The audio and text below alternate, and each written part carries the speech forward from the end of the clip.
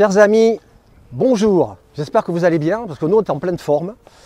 On est accueillis dans un magnifique village de Dordogne qui s'appelle Bourdeil. Vous voyez son château qui est juste derrière, vous avez la Dronne qui coule en bas. Si vous ne savez pas quoi faire en week-end, vous pouvez venir passer votre week-end à Bourdeil. Aujourd'hui, on va parler de la passion italienne. On va parler d'une marque qui a marqué la passion automobile italienne depuis pratiquement 1900-1914. On va parler d'une marque qui s'appelle Maserati. On va vous présenter tout à l'heure une très belle voiture qui est une œuvre d'art. On va commencer peut-être un petit peu par l'historique de Maserati. Donc Maserati a commencé par les 7 frères Maserati. Et en 1900, j'ai mon petit calepin parce qu'il y a tellement de dates que je ne peux pas les louper. Donc en 1914, il y a eu la création par Alfieri Maserati de Maserati. Et il a choisi le Trident parce que lorsqu'il ouvrait la fenêtre de son bureau, juste en face de lui, à Bologne, il y avait une statue d'un dieu avec son trident, qui était tout simplement Neptune. Et il s'est dit, je vais récupérer ce symbole de puissance pour le mettre sur mes voitures. Donc voilà pour quelle raison vous avez le trident Maserati, c'est tout simplement, quand il ouvrait sa fenêtre, il tombait là-dessus, et comme la statue était magnifique, voilà le démarrage de Maserati. Ensuite, ils se sont consacrés à la compétition, et la première véritable voiture de compétition était la Tipo 20, la Type 20 en français, qui a été créée en 1922. Donc pendant quelques années, ils n'ont fait que de la compétition avec la Tipo 60, la Tipo 30, la Tipo 40. Ça a très bien marché. Mais le problème, c'est que la compétition ne nourrit pas son homme. La compétition vous fait cramer un petit peu de pognon. Donc à un moment donné, il s'est dit, il faut absolument que je me mette à construire des voitures de grand tourisme, on va dire. Est arrivée la première Maserati, qui était la 3500 GT, qui a été la première voiture tourisme de l'aventure Maserati en vente pour tout le monde, si on peut dire. Donc c'était un 6 cylindres de 3,5 litres qui était monté dessus, et la voiture était absolument splendide, vraiment splendide. Donc cette voiture a duré quelques années. On suivit la Mistral, on suivit la Bora et on suivit la Ghibli. Ensuite, en 1958, Maserati a eu quelques petits problèmes d'argent. Et ça en est sorti plus ou moins. Mais en 1968, Citroën est arrivé et a mis le grappin sur Maserati. Et on a eu bien sûr la célèbre SM, spécial Maserati, Sport Maserati, avec le 6 cylindres 3,5 litres, avec le moteur boîte sur une carrosserie et un système de suspension hydropneumatique qu'on connaît de la SM. Mais ce moteur-là, ils l'ont aussi monté sur quelques modèles, sur des DS, qui faisaient des rallye raids ou de la compétition. Il y a eu très peu, mais ils l'ont fait. Ensuite, bon, cette marque est pleine de rebondissements. Il y a eu des rachats en permanence. En 1983, c'est Chrysler qui les rachète. Et là, à ce moment-là, ils sortent la Chrysler TC, qui veut dire tourisme convertible, qui était un cabriolet, toujours avec ce moteur 3,5 litres, qui a duré quand même pratiquement des décennies. C'était un moteur qui était fabuleux de la part de Maserati. Ensuite, en 1987, ils se sont fait racheter par Ferrari. Et là, par contre, on a abandonné le 6 cylindres et on est passé sur le V8, le 4 litres 7, 4 litres 4 et 4 litres 7, qui sont encore montés aujourd'hui, qui étaient encore montés aujourd'hui sur les Maserati, les Gran Turismo, les S. Voilà. Ensuite, en 2019, il y a eu une énorme chute des ventes, ce qui n'est pas très bon pour Maserati au jour d'aujourd'hui. Et en 2022, Maserati s'est tourné sur l'électrique et s'est mis au championnat du monde de Formule I. Voilà un petit peu l'histoire de Maserati qui est pleine de rebondissements, qui est pleine de vagues, de hauts, de bas, mais c'est une voiture qui est représentative de la passion italienne pour ces voitures. Que ce soit la ligne, que ce soit les intérieurs ou les motorisations, on est vraiment sur la passion italienne, sur cette espèce de fougue italienne que les Italiens ont pu nous faire vivre avec les Maserati, avec les Lamborghini, avec les Ferrari, avec les Alfa Romeo. Ils ont ça dans le sang. Et ne pas oublier quand même que sont passés 2 énormes pilotes.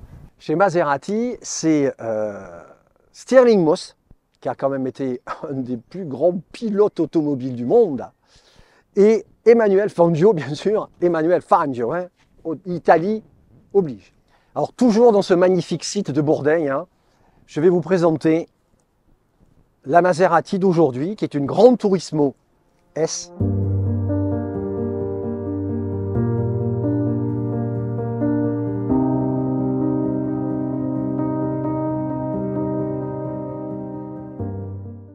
Absolument sublime par sa forme, parce qu'elle est simple, mais avec des formes très rondes. Ici, on le voit très bien. Une petite chose très importante, c'est que Maserati, quand il a sorti la 3500 GT, à cet endroit précis ici, il y avait une énorme écope de ventilation du moteur. Et ce qu'il y a de très bien, c'est que pratiquement 60 ans, 70 ans après, même plus que ça, qu'est-ce que je dis, plus de 100 ans après, ils ont repris cette grille d'aération moteur ici pour garder l'esprit de leur première berline Grand Tourisme qui s'appelait la 3500 GT. Bon, là, on n'a pas le même modèle, parce que là, on a un modèle V8 en 4 litres 4 de cylindrée qui est ici. Et je vais en profiter pour vous présenter Xavier, le propriétaire, l'heureux propriétaire de cette œuvre d'art italienne, cette œuvre d'art de passion. Xavier, bonjour. Bonjour. Comment tu vas? Je me passe devant toi, je suis désolé. Très bien, merci. Donc Xavier et sa voiture. Est-ce que tu vas bien, Xavier? Ça va, super, en pleine forme, Bon, bien ça entouré. va. Bon, ça va. Tu as vu comme c'est beau? C'est parfait. Voilà. Alors moi, la question que je vais te poser, c'est lorsque tu rentres dans ton garage, quelle est la première chose qui te fait hérisser les poils quand tu regardes ta voiture? Explique-nous. 3 quarts arrière, du coup on va se décaler un tout petit peu. On se positionne là et c'est vraiment les 3 quarts arrière de la voiture avec en particulier la reprise du trident qui est sur l'arrière et qui est vraiment sublime. Et c'est magnifique, c'est vraiment intemporel comme ligne et c'est vraiment une voiture qui est magnifique, que j'adore regarder.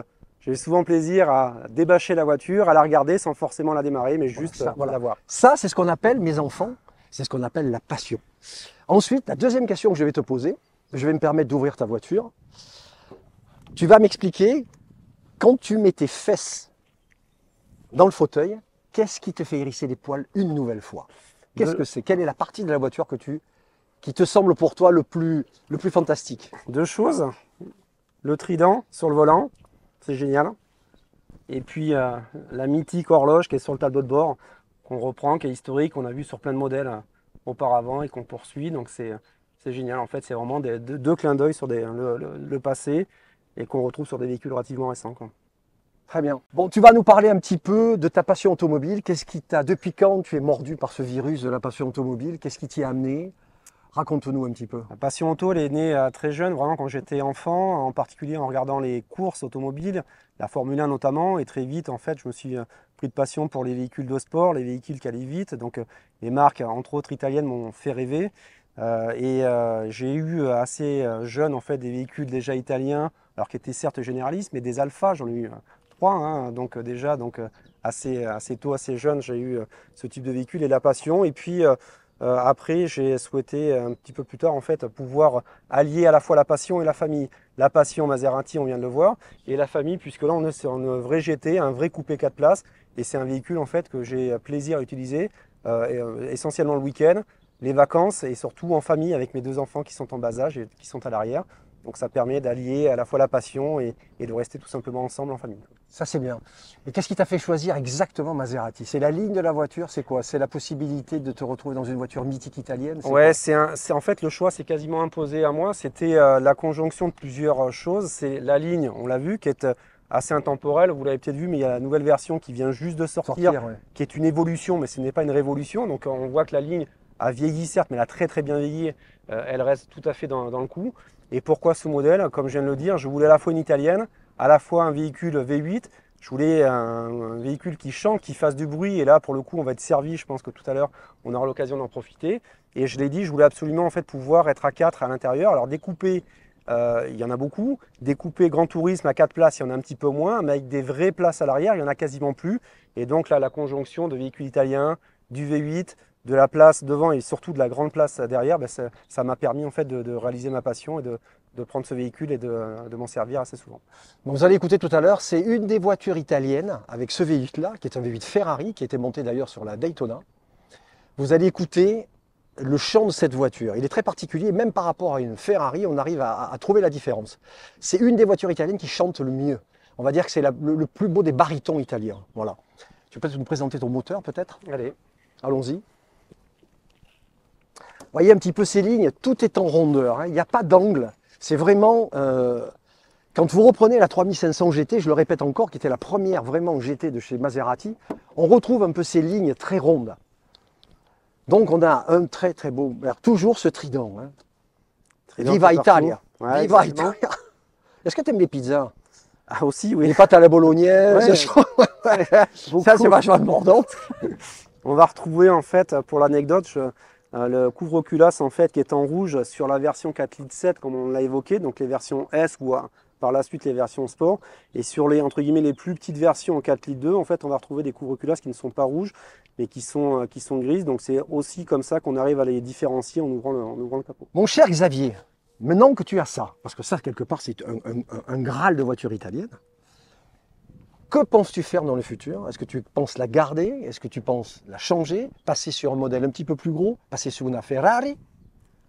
Alors déjà ça fait 2 ans et demi à peu près que j'ai ce véhicule et j'ai pris beaucoup de plaisir. Pour ceux qui hésitent, déjà je dirais qu'une seule chose, c'est n'hésitez pas, allez-y, foncez parce que c'est que du bonheur. Pour autant, j'ai effectivement d'autres projets et je pense qu'à terme je passerai certainement sur une Ferrari pour avoir un modèle encore plus exclusif et puis sans doute une berlinette, donc avec un V8 arrière, donc certainement une 360 Modena pour partir sur quelque chose d'un petit peu plus exclusif et un petit peu plus sportif. Alors Xavier, tu vas nous présenter un petit peu l'intérieur de ta voiture. Tu m'as dit que tu avais une boîte qui était très particulière sur cette voiture. Explique-nous un petit peu quelle est la particularité de cette boîte. Sur les Gran Turismo, on va retrouver 2 types de transmissions, donc des boîtes dites F1 robotisées qu'on trouvait d'ailleurs sur les modèles Ferrari donc de l'époque, et puis des véhicules en boîte auto dites BVA en fait, et c'est ce que j'ai sur celle-ci. Alors c'est assez simple au niveau des véhicules pour les différencier. Les boîtes auto, dont la mienne, on va les retrouver soit sur entre guillemets les petites 4 litres 2 qui sont toutes en boîte auto, sur les 4 litres 7 version S comme celle-ci, on va les retrouver pour certaines, et la plupart étaient en boîte F1, et donc là on avait les boutons de boîte auto et le petit la première que l'on pouvait engager. C'est pas une grille que tu avais, hein? C'est pas une grille type Ferrari. Hein, non, c'était vraiment que de la boîte auto, soit F1, soit en boîte auto purement, donc comme celle-ci. Voilà, c'est vraiment la spécificité sur ces 2 types de transmission. La boîte F1 est assez efficace, elle est un petit peu plus brutale, elle est beaucoup plus onéreuse en termes de coût d'entretien.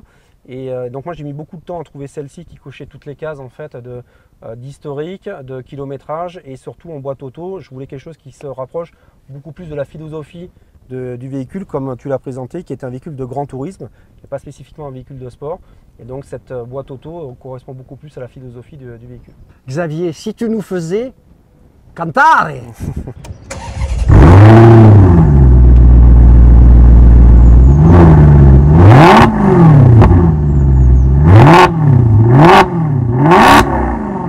Alors, on est au volant de la Machina avec Xavier. Écoutez-moi ce son, les enfants. Écoutez-moi ce son. C'est sublime. On a un son qui est incroyable. Franchement, le son est divin. Est-ce que c'est pas beau, mes chers amis, ça? On va pouvoir remercier Xavier de nous avoir demandé est-ce que tu peux venir, je parle de ma passion et de ma voiture. On a dit avec joie, parce qu'on n'a pas tous les jours l'occasion d'essayer une voiture comme celle-là. Xavier, on te remercie pour cet essai qui nous a fait vibrer, parce que le moteur de ta voiture a un feulement vraiment particulier. Maserati ont un bruit avec ce V8 depuis que Ferrari est rentré dans le groupe. C'est très particulier. C'est ce que j'expliquais, en fait la voiture arrive à faire beaucoup de bruit, donc tu arrives à avoir beaucoup de plaisir sans forcément rouler très vite, mais voilà, donc c'est assez polyvalent pour pouvoir s'en servir. Voilà. Mais c'est le bon combo justement, c'est ce qu'il faut trouver. Bon Xavier, on te remercie énormément du moment qu'on a passé avec toi, parce qu'on a passé un moment très agréable avec une personne très sympathique, un vrai passionné de l'automobile, quelqu'un qui a choisi sa voiture, qui a mis du temps pour l'acheter, qui a choisi ses options, qui a attendu même pour avoir ses options. On te remercie énormément de nous avoir accordé cet après-midi, parce qu'il faut toujours une petite après-midi. Hein. Donc on te remercie de nous avoir fait participer à ce bruit, participer à cette voiture. Donc je te remercie énormément. Plaisir partagé. Bien, c'est parfait. Les amis, n'oubliez pas 2 choses très importantes. La première, vous venez dire ouais c'est super, c'est super, c'est super. Ça, eh bien, ouais, on y compte. Et ensuite, vous venez vous inscrire donc sur periguevintagedays.com. Hein, l'adresse va apparaître en surpiquage en dessous sur la vidéo. Donc je vous fais des gros bisous, je vous remercie de nous avoir écoutés, de nous avoir regardés. Je vous fais plein de gros bisous et puis à la prochaine vidéo. Salut les chéris!